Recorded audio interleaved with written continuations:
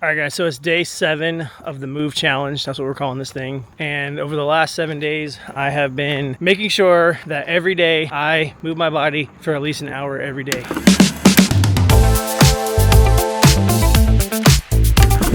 And so far in the last 7 days, I have ridden my bike 20 miles, done jiu-jitsu, swam over a mile, did a 5K, did a half marathon, and it was a lot of fun. But I am getting pretty tired. And so today, day 7, is a recovery day. I don't really like the word rest day because we're not just gonna do nothing. We're not just gonna sit around. We're gonna recover, and we're gonna have a little bit of active recovery and still move our body. So what we're doing today is just walking. We're just going for a walk for an hour. Walks are awesome because it gets you outside. It lets you kind of just step away from screens and all those things, and you can just kind of chill. You can listen to music, you can listen to nature, you can listen to a podcast or a story or whatever you want to do and just relax. And the cool thing about this challenge is it's not about killing yourself every day. It's about getting out there and moving. And I think that as you do that, it sets yourself up psychologically to be able to do the hard things that you want to do each day. I'm not saying that you want to do nothing or do the least amount of work each day.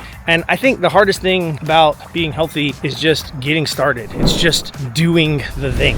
And so if you commit to just moving every day for an hour, then you're gonna find stuff that you like to do and that feels good. And you can just keep going with that. So far in this week, I've burned about 800 calories on average per day. Some days less, some days more, just by getting out there and moving my body. And I'm moving my body a lot more than an hour sometimes because it's fun. It's fun to go out there and ride a bike. It's fun to go out there and swim and do those things. And so I had a blast doing the half marathon. Was it hard? Heck yeah, it was hard. Am I sore? Heck yeah, I'm sore. But it's really been a blast, and I can't wait to see what other cool things that we can do in this challenge. It's gonna be awesome.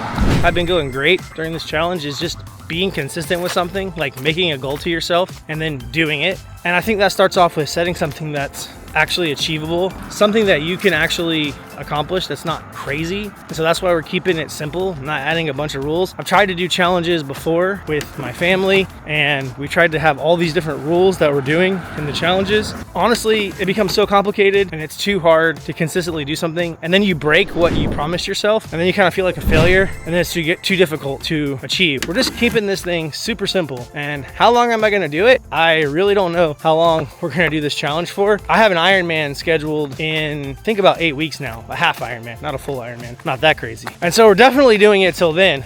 And I'm not, like, right now, if I had to do a half Ironman, like if you set me down there, I don't think I could finish in time.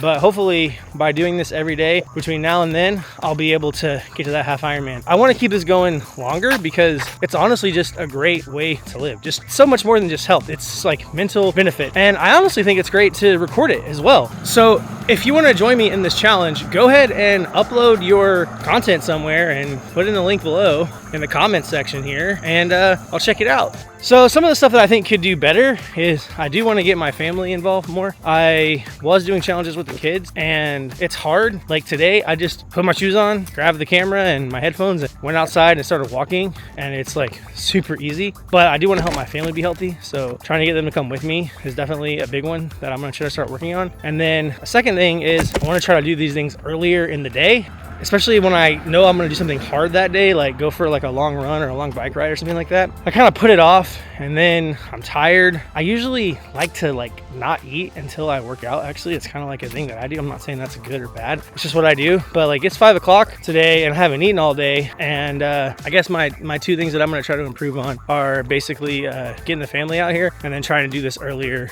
in the day, just to kind of like knock it out. I don't know why, but like it's hard for me to focus on stuff. I focus better if I've already gotten my exercise out of the way, and if I do it kind of earlier in the day, that makes me feel better. Anyway, it's been an excellent week. I've burned over 800 calories a day just from exercise, so I'm pretty sure that's going to show up on the scale. You'll have to tune into the next video to see how that's going. I'll do an update on weight numbers and stuff like that, and just appreciate you guys if you're following along on the journey, and thanks for watching.